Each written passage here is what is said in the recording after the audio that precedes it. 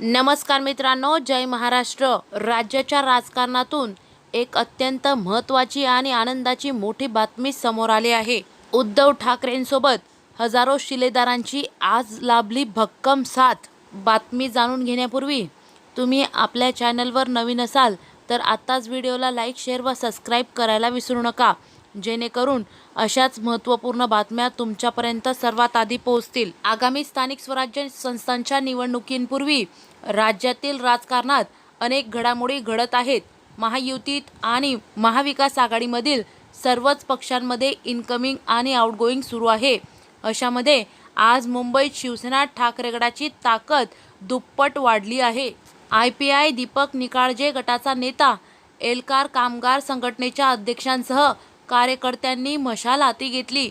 त्यासोबत भाजप, राष्ट्रवादी आणि शिवसेनेच्या पदाधिकाऱ्यांनी ठाकरे गटात मोठा पक्षप्रवेश केला आहे।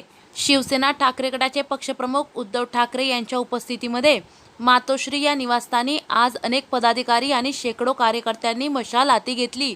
IPI दीपक निकाळजे गटाचे उत्तर पश्चिम जिल्हा प्रमुख आशुतोष निकाळजे आणि एल्गार कामगार संघटना अध्यक्ष श्रीयुत सर्जेराव कांबळे यांच्यासह शेकडो पदाधिकारी आणि कार्यकर्ते ठाकरे गटात प्रवेश करत आहेत। यासोबतच भाजप, शिवसेना आणि राष्ट्रवादीच्या अनेक पदाधिकाऱ्यांनी ठाकरे गटात प्रवेश केला।